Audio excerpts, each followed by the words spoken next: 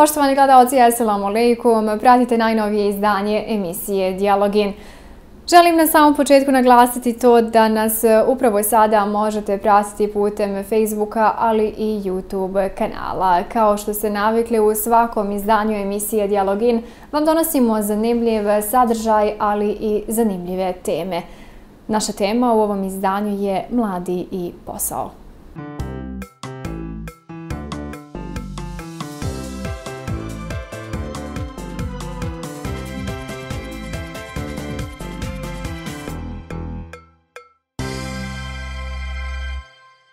Dragi gledalci, pratite emisiju Dijalogin. U ovom izdanju emisije naš gost je Senad Alibegović, koji je aktivista i omladinski lider sa 9 godina društvenog angažmana. Trenutno je angažovan u najvećem poduzetničkom centru u Bosni i Hercegovini Networksu, također i direktor Sarajevo Unlimiteda, koji je prvi regionalni forum inovacija. Dobro nam došao. Hvala, evo, bolje vas našao, hvala vam na pozivu. Evo, za početak, kada govorimo o našoj temi, naša tema je, podsjećamo naše gledatelje, mladi i posao. Bilo bi možda dobro da za početak se osvrnimo na samo obrazovanje, koje je sam ključ, jedna odskočna daska za sve mlade koje žele da pronađu adekvatan posao.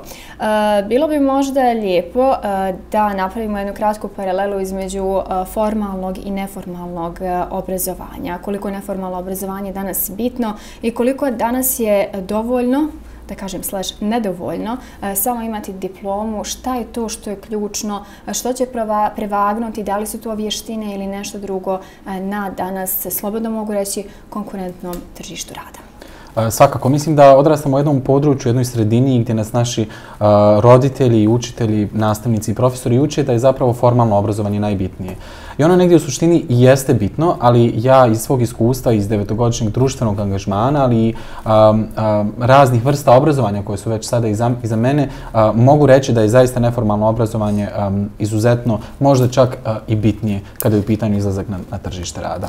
Nekako, obrazovni sistem u Bosni i Hercegovini je jako iscrpan, jako sadržajan, ali ja smatram da je njegov najveći problem što mladi ljude ne uči odgovarajućim vještinama i kompetencijama, a u isto vrijeme ne uči naše mlade ljude i nas kao budući građane ove divne zemlje da postavljamo pitanja. Neformalno obrazovanje nas uči upravo to. Ja sam kroz 9 godina svog društvenog angažmana, kroz veliki broj nevladinih i međunarodnih organizacija, imao priliku da kroz različite vrste neformalnog obrazovanja steknem niz vještina i kompetencija koje su onog momenta kada sam ja izašao na tržište rada sa diplomom svakako mogao zapravo da konkuršim i mnogim drugim mladim, izuzetno dobrim i ambicioznim ljudima, a moramo priznati da Bosna i Hercegovina zaista ima fenomenalne mlade ljude bez obzira na negativne statistike koje trenutno imamo. O kojim se to nevladinim organizacijama radi i koja su to iskustva i vještine o kojima evo upravo naš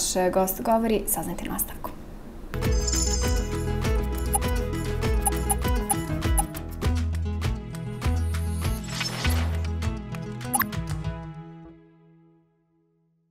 Svjedoci smo toga da jedan od najvećih problema u Bosni i Hercegovini je nezaposlenost.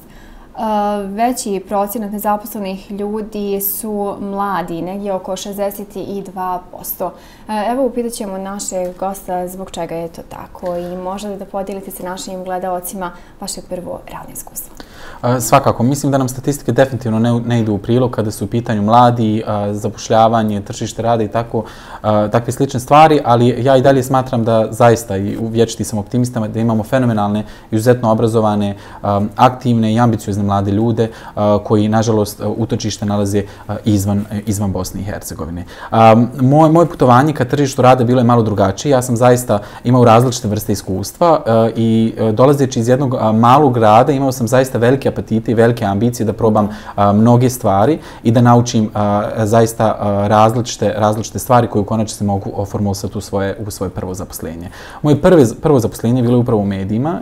Bio sam jedan od voditelja omladinske radio emisije na radio televiziji Visoko, koja mi je zaista dala fenomenalne prilike, iako tada moji vršnjaci nisu bili baš optimistični oko tog mog angažmana. Uvijek je bilo pitanje zašto baš radio, to ti nikad neće treba, trošiš svoje vrijeme, vikendom si zaposlen, ali u konačnici se zapravo sve svelo na to da sam uspio da razvijem svoje govorničke vještine, da usavršim prezentacijske vještine, da naučim komunicirati sa ljudima i tako dalje i tako dalje. A priznaćete da su to zaista neke stvari, neke kompetencije koje su nam zaista potrebne danas kada kao mladi, obrazovani ljudi stajimo pred naše buduće poslodavce i zapravo tražimo posao. Svakako. Mi u nastavku gledamo prilog, a nakon toga se vraćamo u studio.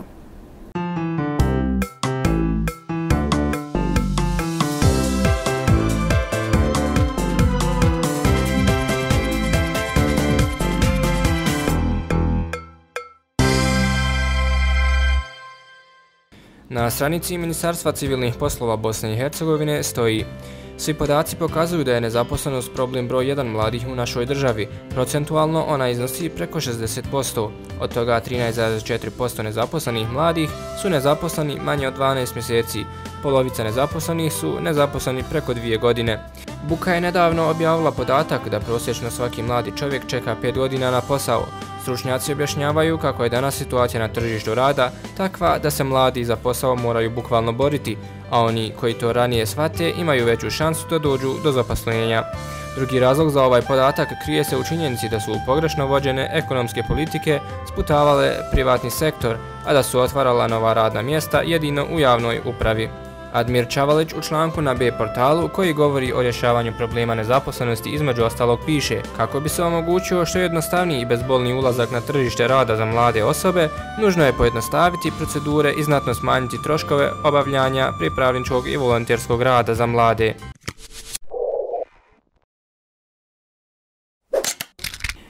Cijenjeni gledalci, pratite emisiju Dijalogin, mi u nastavku imamo Skype poziv. Zdravo, moje ime je Mila Šabić i po zanimanju sam magistar informacionih sistema. Trenutno živim u Austriji, tu sam završila magistarski, ali sam po završetku bachelora u Sarajevu radila 1 godinu. Kako mladi mogu naći posao u BiH? Prije svega mislim da je jako bitno da mladi odaberu dobar fakultet za studiranje. Znači više nije bitno da li je to nešto što vi volite najviše na svijetu, da li je to neko zanimanje o kojem ste vi uvijek sanjali da se tim bavite, ako za vas kasnije neće biti posla. Znači bitno je malo istražiti tržište, vidjeti kakva je situacija, koji poslovi su u deficitu, kojih ima previše. Definitivno u Bosni i Hercegovini nekih zanimanja ima previše, proizvodi se totalni višak kadrova. Bosna i Hercegovina je mala, jednostavno ne može da podmiri toliku količinu ljudi koji se specijaliziraju za jednu specifičnu oblast i vjerujem da to je greška kako države i univerziteta samih koji primaju sve te studente na određeni smjer, znači ne postoje neki limiti. Tako je greška i omladine koja jednostavno ne vrši dovoljno duboko istraživanje, ne razmišljaju tih 4-5 godina unaprijed da vide da li će uopšte biti posla za njih i kakva je situacija, jer nije dovoljno upisati nešto onda kasnije kukati. Naprimjer, tržište IT-a je definitivno u deficitu, traže se ljudi koji mogu da rade u firmama jer raste veliki porast IT firmi u Bosni i Hercegovini.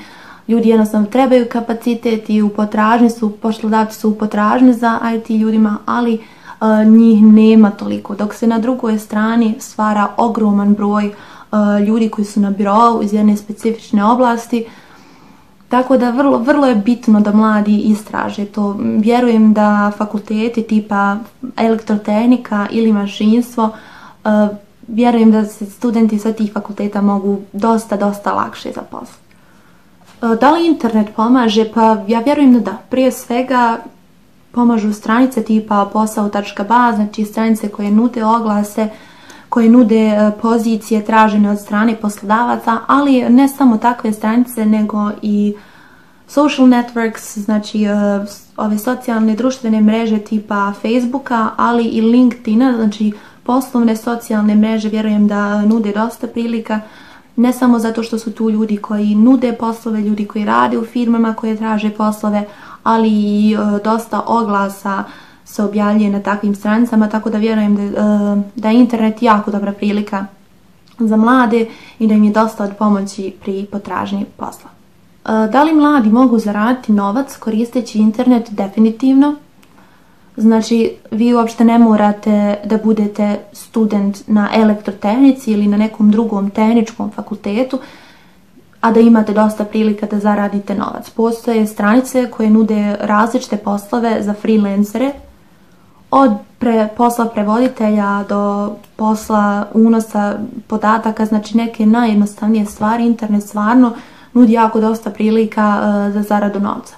Naravno, sve zavisi od vaših vještina, od toga koliko vremena za to imate, zavisi koliko ćete novca i zaraditi. Ja poznajem neke ljude koji uspijevaju da zarade dosta zavidne količine novca kao freelanceri, dok s druge strane postoje ljudi koji imaju puni, znači full time posao i opet stignu nešto da urade onako dodatno kao neki dodatni džeparac. Zahvaljujemo se Amili na tome što je podijelila svoje mišljenje kada je u pitanju naša tema.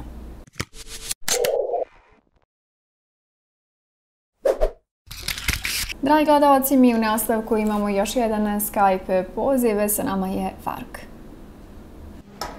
Zdravo svima, ja sam Faruk Jažić, dolazim iz Sarajeva, imam 29 godina i radim za kompaniju Oracle na Adriatics regiji.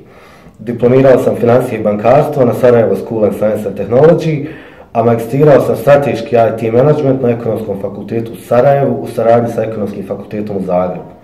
Pošto je današnja tema zapošljavanja mladih i prilike za to kroz internet i moderne tehnologije, evo moje mišljenje o tome.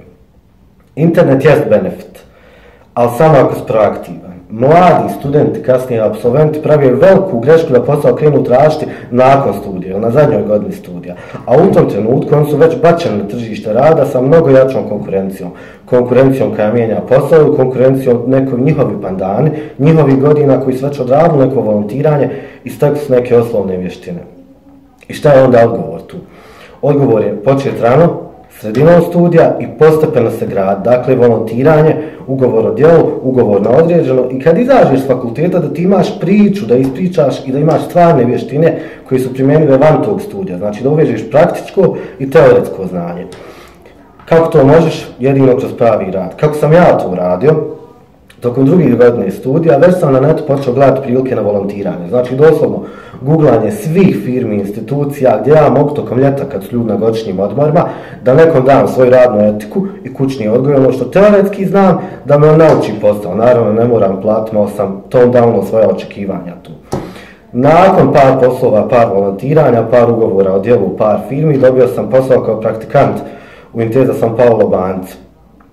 I tu sam vidio šta želim, u kojim pravcu se želim graditi, a opet sam imao onda preglede samo tog studija, da mogu dodatno da se usmjerim. Pored toga uvijek me zanimao IT kao disciplina, posebno baze podataka i data mining. I to sam učio u slobodno vrijeme da bi nadogradio svoje vještine, da su komplementarne sa financijama, a da sam malo drugčiji od ostalih, da budem konkurentan na tržištu rada. I kroz kontakte, kroz interakciju sa profesorima, sa ranijim firmama u kojim sam radio i kroz odlaske na konferencije, kroz gradnju onog akademskog u meni, dobio sam priliku da radim u Sparkasse banci kao projekt menadžer. To je moj prvi i pravi posao. Kao projekt menadžer u direkciji IT-a i organizacije. Nakon toga, u Sparkasse sam proveo 4,5 godine, dogurao sam do mjesta voditelja odjela projekata internih kontrola u sektor za poslovanje sa stanovništvom. Nakon toga dalje prešao sam u Oracle, regionalni ured za Adriatics regiju, gdje dalje radim ono što volim, uz kombinaciju IT-a iz biznisa. Zahvaljujemo se Faruku na svom iskustvu koji je nesebično podijelio se našim gledalcima i evo, zanimljivo je ono što je on spomenuo i što je naglasio, a to je volontarizam.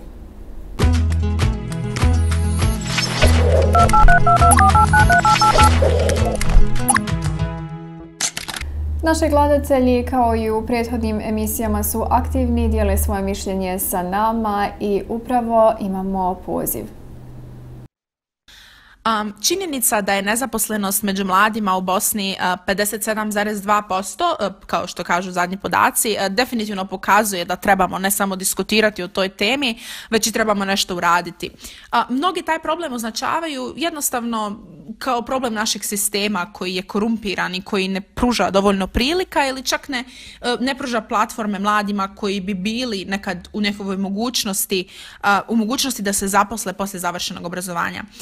Sama sam trenutno student i sama imam tu brigu svaki dan gdje ću biti nakon fakulteta. Bitno je spomenuti da nije dovoljno samo da se brinemo na kognitivnoj razini, već je puno bitnije da aktiviramo sami sebe. Iako nemamo moć da aktiviramo korumpirani sistem naše države, aktivirajmo sebe i pokušajmo da steknemo iskustva čak na poljima koji nisu relevantna tome što studiramo.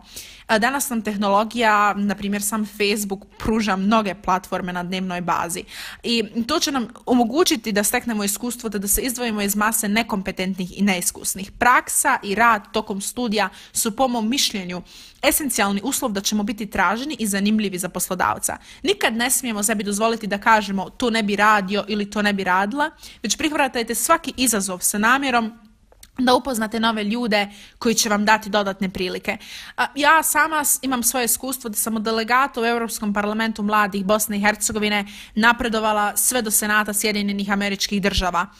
To mi je uspjelo jer sam se uvijek trudila i prijavila sam se na svaki konkurs, čak i kada nisam ispunjavala sve uslove. Jer kako možete znati da li ima neko bolji od vas ukoliko ne pokušate?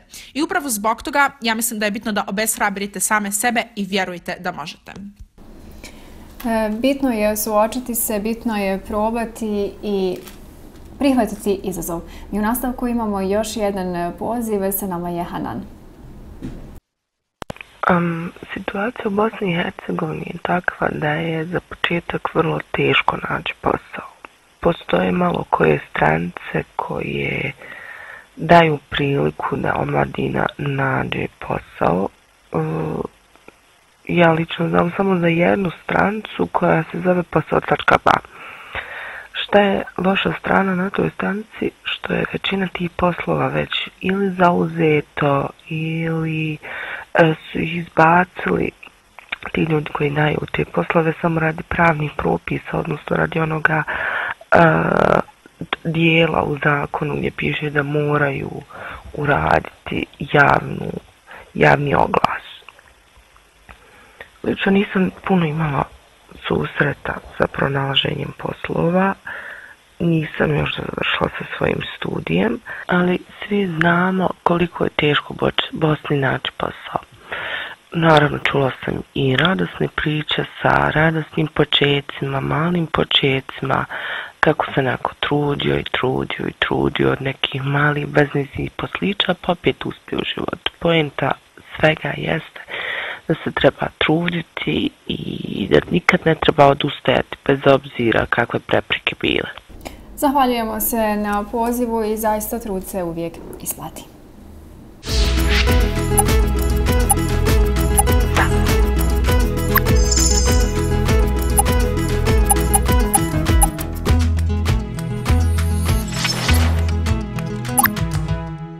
Doći do posla nije ni malo jednostavan zadatak, posebno kada govorimo o prvom zaposlenju. Mi se zahvaljujemo svakako našim gledateljima što prati našu emisiju i što aktivno učestvuju. A evo mi ćemo sa našim gostom još jednom prokomentarisati našu temu i evo sa posebnim osvrtom na ovo što smo čuli kada su u pitanju naši gledatelji koji su dali svoja, slobodno ću reći, različita mišljenja, što je itekako lijepo kada je u pitanju naša tema.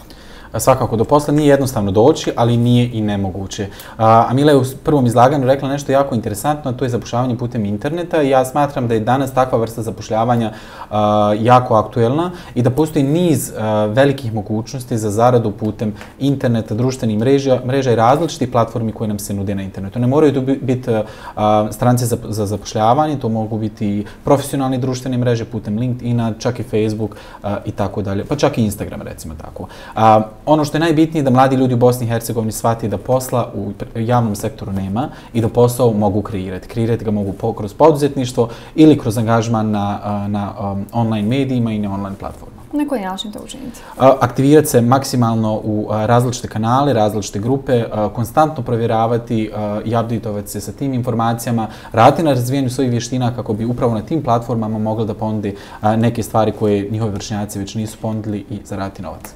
Budući da imaš dodire sa pomenutim, bilo bi lijepo možda našim gledateljima da daš jedan primjer, jedan uspješan primjer koji će ih bez sumnje motivisati. Svakako. Mislim da upravo u poduzetničkom inovacijskom centru Networks u kojem ja radim imamo pregršt izuzetno pozitivnih primjera mladih koji su zapravo napravili sebi radna mjesta i koji koriste tehnologiju i društvene mreže kako bi zaradili novac. Jedan primjer je i dvojice Bosanaca i Hercegovaca koji su kroz online shop uspjeli zapravo da plasiraju proizvode koji prije svega dizajniraju i prave i da iste prodaju. Njihova zarada je zaista ogromna, plasman proizvoda je zaista ogroman, interes još veći, tako da su uspjeli zaista da svoju pravu ljubav, svoje akademsko obrazovanje artikulišu u jedan konkretan proizvod i putem društvenih mreža i savremenih tehnologija, online medija plasiraju to i zaradi novac. Svoju želju i upornost treba ujediniti, naravno sa svojim znanjem i vještinama kako bi uspjeli.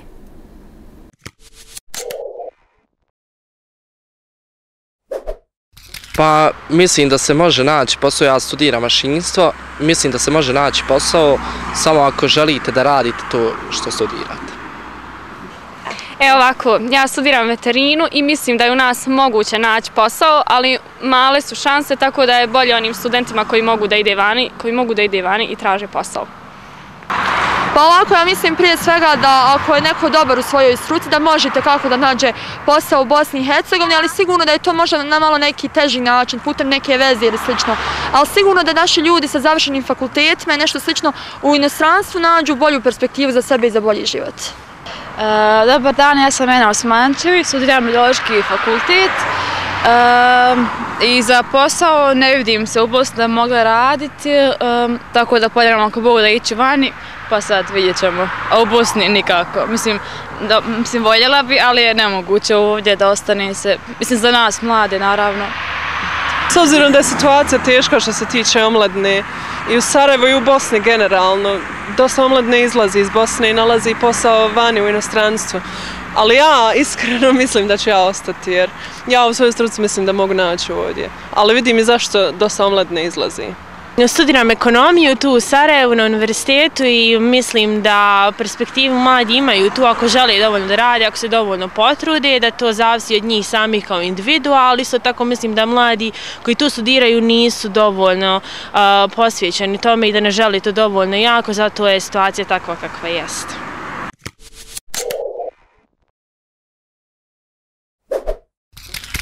Centri za zapošljavanje širom svijeta nude obuku za posao, čak i pomažu mladima da dođu do posla. Kakva je situacija u Bosni i Hercegovini? U Bosni i Hercegovini se sigurno mladi ne mogu osloniti na zavode za zapošljavanje kao krovne institucije koje se bavi tim stvarima. Oni su nekako postali više kao arhive kadrova koji izlaze iz škola i sa univerziteta, ali ono na što možemo definitivno računati su različiti projekti i različite platforme. Recimo, projekat za zapošljavanje mladi je jedna odlična platforma koja upravo ima tu funkciju za okupljanje, edukaciju i doedukaciju mladih ljudi, ali pružanje prilika. Ili poduzetnički centri poput poduzetničkog inovacijskog centra Networks iz kojeg ja dolazim, gdje zaista ciljano se prave edukacije, treninzi i radionice koje mogu razvijati razne vrste vještina i kompetencija kroz mladih ljudi. I kakav je odaziv mladih? Mi smo jako zadovoljni. Moramo priznati da nas konstantno mladi ljudi iznenađuju i optimizmom, pored svih negativnih statistika koje nam ne idu u prilog, i različitim kreativnim prijavama koje dolazi. Mi zaista, recimo u projektu Startup Akceleratora kojeg smo imali na početku prošle godine, smo imali 350 prijavljenih mladih ljudi. Mislim da je to dovoljna brojka koja govori o interesovanju i želji mladih ljudi za učenim napredovanjem. Možda da izdvojite jedan projekat ili jednu radionicu? Zaista bilo teško sad izdvojiti, obzirom da smo mi u protekloj godini imali 800 radnih sati edukacijskog sadržaja, da smo imali preko 1200 mladih ljudi koji su prolazili kroz direktno ili indirektno kroz te edukacije i koji su dobijali vještine u Networksu. Ali ono što mogu definitivno izdvojiti je recimo projekat ponovo Startup Akceleratora, gdje smo uspjeli da nakon 6-mjesečnog programa obuke u poduzetništvu plasiramo 18 startupa, dakle 18 novih mladih kompanija na bosansko-hercegovačko tržište koji su ponudili svoj servis, uslugu i produkte ne samo na naše tržište, nego i na tržište Evrope. Svakako pratite emisiju Dijalog In i narednih nekoliko minuta.